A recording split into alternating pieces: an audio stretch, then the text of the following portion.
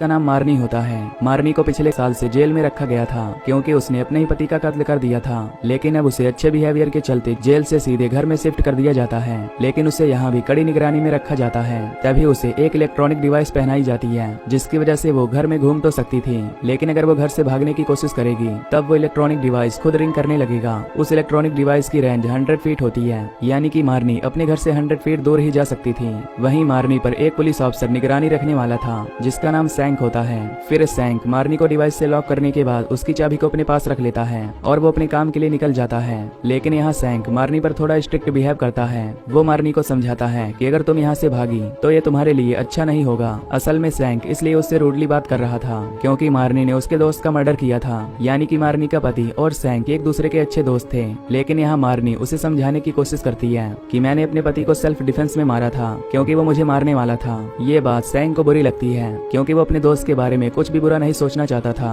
वो मारनी से कहता है कि तुम्हें अब अपने नाटक को खत्म कर देना चाहिए क्योंकि मेरा दोस्त बहुत अच्छा था, वो किसी को भी नुकसान नहीं पहुंचा सकता। यहाँ मारनी भी समझ जाती है कि वो सैंक को समझाकर सिर्फ अपना समय जाया कर रही है। खैर सैंक के जाते ही मारनी अपने घर को देखने लगती है। उस घर की ठीक वैसे ही हालत होती है जैसे कि 1 साल पहले उस हादसे के दिन था। दीवार पर खून के धब्बे भी नजर आ रहे थे। वहीं मारनी घर में अपने पति की किसी भी चीजों को नहीं देखना चाहती थी, इसलिए वो उसके सभी कपड़ों को इकट्ठा कर उन्हें एक बक्से में डाल देती है और उसे बेसमेंट में रखने ले जाती है। लेकिन बेसमेंट का एंड 100 फीट से ज्यादा था, इसलिए वो उन्हें सीढ़ियों से ही फेंक देती है। इसके बाद मारनी घर के साफ सफाई में लग जाती है। वो उन खून के धब्बों को हटा देती है जो दीवार पर लगे हुए थे। फिर सब कुछ सेट करने के बाद मारनी सोने के लिए चली जाती है। लेकिन इसी बीच घर की लाइट भी चली जाती है, पर अच्छी बात ये थी कि घर में कैंडल थी। फिर मारनी उन्हें जलाकर अंधेरे को खत्म करती है, लेकिन एक हवा का झोंका उससे भी बुझा देता है। मारनी को इसमें कुछ भी अजीब नहीं लगता और वो सोने के लिए चली जाती है। यहाँ आधी रात ही हुई थी कि तभी उसे कोई आवाज आने लगती है। वो बिना डरे उस आवाज को फॉलो करती है। तब वो एक आदमी को देखती है। वो आदमी पिछले 1 साल से मारनी के घर में रह रहा था और वो आदमी मारनी को देखकर वहाँ से भाग जाता है।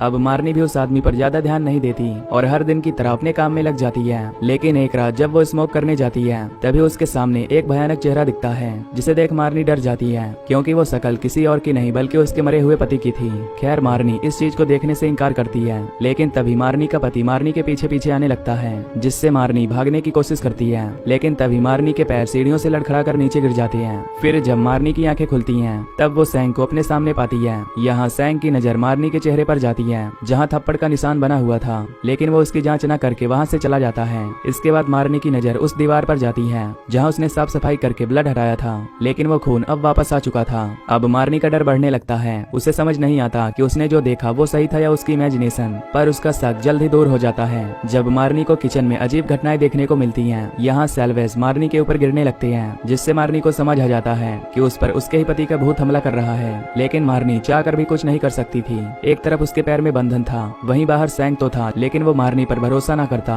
इसलिए मारनी खुद उस भूत से लड़ने का सोचती है। वो उस भूत को गुस्से में बुरा भला भी कहती है, लेकिन इससे उसे कोई फायदा नहीं मिलता, बल्कि मारनी को वो बहुत दिन ब दिन और परेशान करने लगता है। कुछ दिन बाद हम मारनी को जोई से बात करते हुए देखते हैं। जोई असल में ग्रोसरी डिलीवरी वाला था जो शुरू में मारनी का फूड डिलीवर करने आया करता था, लेकिन उसे अब मारनी से प्यार हो चुका था। जहाँ पूरी दुनिया मारनी को अपने पति का दोषी मानती थी, वहीं जोई इकलौता इंसान था जो मारनी को निर्दोष समझता था। वहीं कुछ समय बाद मारनी जब उस भूत को भगाने का इलाज ढूंढ रही थी तभी उसे एक जानकारी मिलती है जहाँ वो भूत को कुछ तरीकों से भगा सकती थी, जिसमें सबसे पहला तरीका ये था कि मारनी को अपने पति से छुटकारा पाने के लिए उसके सभी सामान को घर से बाहर फेंकना होगा। वो इसमें कामयाब भी हो जाती है, लेकिन तभी उसकी नजर उन कपड़ों पर जाती है जिन्हें उसने बेसमेंट के बीच में फेंका था। वो खुद हिम्मत करके उन कपड़ों को लेने पहुंच जाती है और तभी वो रिंग भी बजने लगता है। तभी मारनी के पति का भूत उस पर हमला कर देता है और मारनी दीवार से जा टकराती है। वो खुद को संभाल कर उन कपड़ों को इकट्ठा करके बाहर फेंक देती है। तभी वहाँ पर सैंक भी आ जाता है। सैंक असल में काफी शोर सुनकर अंदर आया था। वो मारनी को देखकर हैरान था क्योंकि इस बार भी उसके चेहरे पर कुछ निशान थे। सैंक को लगता है कि मारनी को वही आदमी परेशान कर रहा है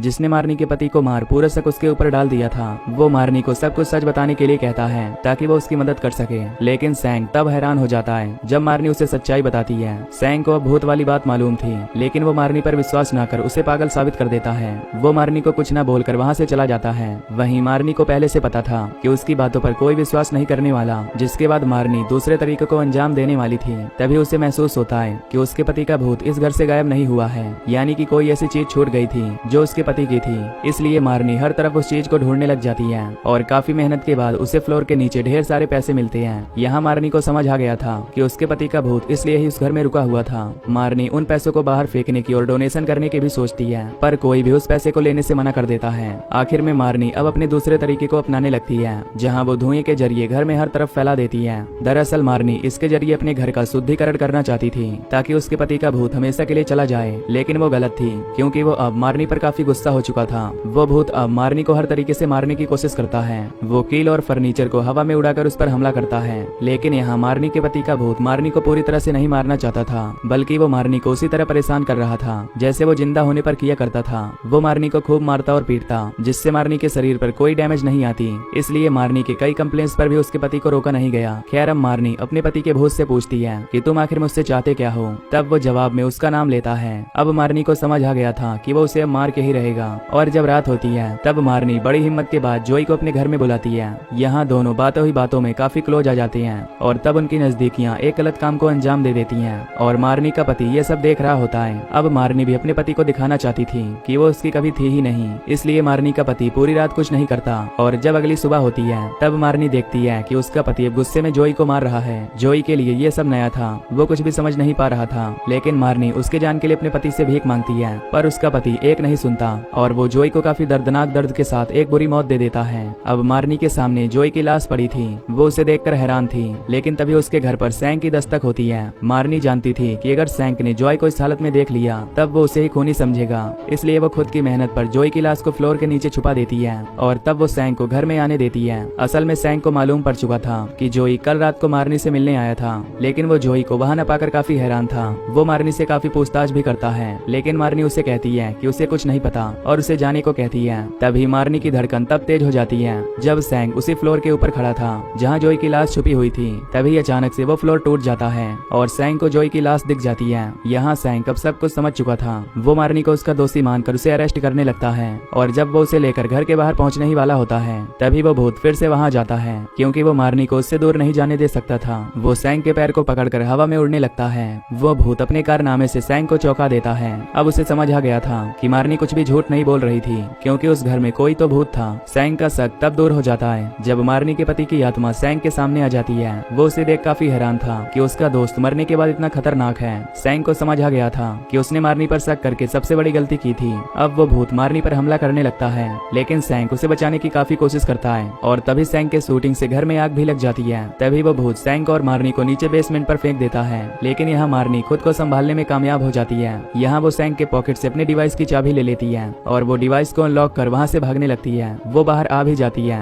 लेकिन तभी उसे सैंक का ख्याल आता है, इसलिए वो काफी सोचने के बाद उसे भी बचाने चल देती है। पर इस बार जब वो सैंक को लेकर बाहर आती है तब मारनी के पति का भूत मारनी को जाने नहीं देता। वहीं सैंक कैसे भी करके बाहर आ चुका था और वो मारनी को ना देखकर हैरान होता है। वहीं मारनी के सामने उसका पति आ जाता है। मारनी अपने रिंग को निकालकर उसके ऊपर दे मारती है। यहाँ वो अपने पति को बताना चाहती थी कि वो उसे भूल चुकी है, इसलिए वो भी उसे भूल जाए। अब कहीं न कहीं मारनी का ये आइडिया काम करता है। अब मारनी का पति खुद ब खुद वहाँ से गायब हो जाता है, क्योंकि वो भी समझ चुका था कि उन दोनों के बीच में कुछ नहीं बचा। अब भूत के जाते ही मारनी घर के बाहर आ जाती है और यहाँ हम देखते हैं कि सैंक अब मारनी को कैद नहीं बल्कि वहाँ से कहीं दूर चले जाने को कहता है, क्योंकि भले ही वो मान चुका था कि मारनी निर्दोष है, पर लोग इस बात से इनकार कर देंगे। अब मारनी वहाँ से कहीं दूर चली जाती है। यहाँ न्यूज में बताया जाता है कि एक लड़की जिसने अपने पति को मारा वो आग का शिकार हो गई है। इस खबर से सभी की नजर मारनी से हट जाती है और मारनी रियलाइज करती है कि वो अपनी जिंदगी को नए सिरे से